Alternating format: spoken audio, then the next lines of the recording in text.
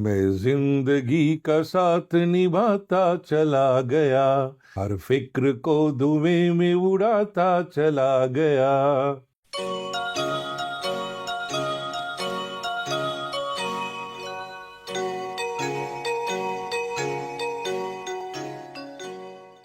Here is a poem by Theodore Tilton, Even This Shall Pass Away. I am going to read it for you. Then we will discuss about its relevance in our day-to-day life. Once in Persia reigned a king, who upon his signet ring graved a maxim true and wise, which if he held before the eyes, gave him counsel at a glance, fit for every change and chance. Solomon words, and these were they, even this shall pass away.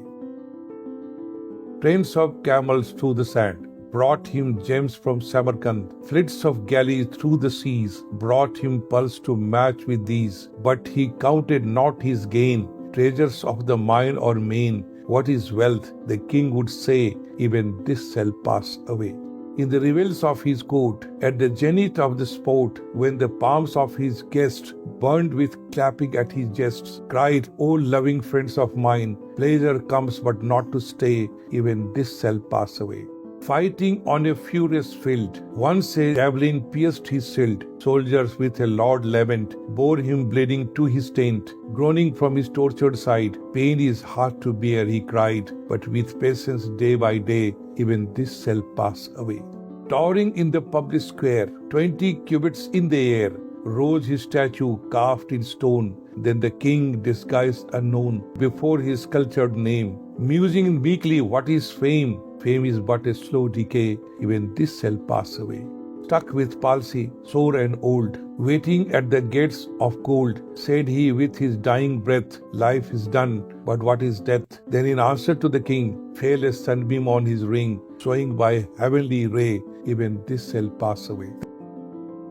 This is such a wonderful and beautiful poem. The legend behind it is that there was a Persian king who, after getting a lot of achievements and success in his life and making a big empire, and with all the luxuries and pleasures in his life, he wanted his scholars to give him some advice that how he could remain in peace and happiness even in the worst of condition in his life, and how he could maintain his equilibrium, equanimity, be good or bad in his life. So many people came for suggestion, but one which was most acceptable to the king was by a scholar who gave just one line as maxim and suggested him to inscribe on his signet ring and asked him to look at it and read whenever he was at the best of moment and the worst of moment in his life. And the king practiced the same in his life, and that helped him to maintain equanimity in his life. Even when he was in the war and he was injured and he was at the danger of his life, he just read from his ring, and that helped to remain balanced in his life.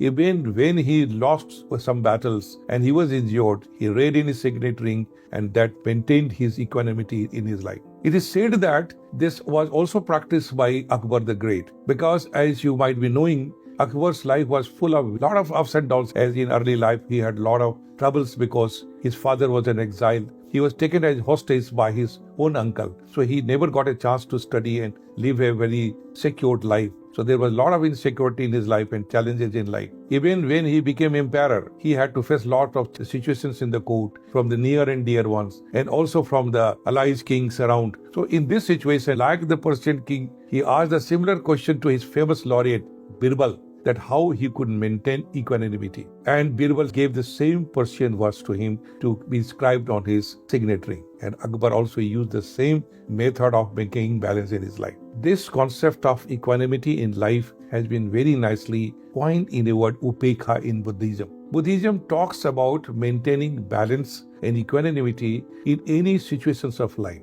be it the worst or the best. And that leads to salvation, that leads to peace and harmony. This philosophy of upekha, equanimity, plays very important role in the Buddhist philosophy. It suggests that everything is impermanent in life, be the best or the worst. Same way as day and night are also not permanent. So one who is having in the best of life, successes in life, should not lose his sense. He should remain cool and calm in that situation. And the same thing should be maintained even he is passing through the worst of his life. There would be challenges, There will be difficult situations, failures, but how you maintain equanimity in both success and failures, that leads to success and happiness in life. I hope this poem might help you to understand the things going in your personal, professional, social life as well. At this moment, I remember a very famous Bollywood song picturized on Devanand and sung by Mohammad Rafi. मैं जिंदगी का साथ निभाता चला गया,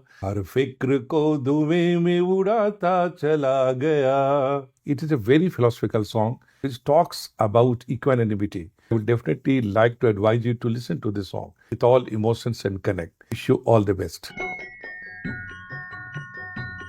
गम और खुशी में फर्क न महसूस हो जहां,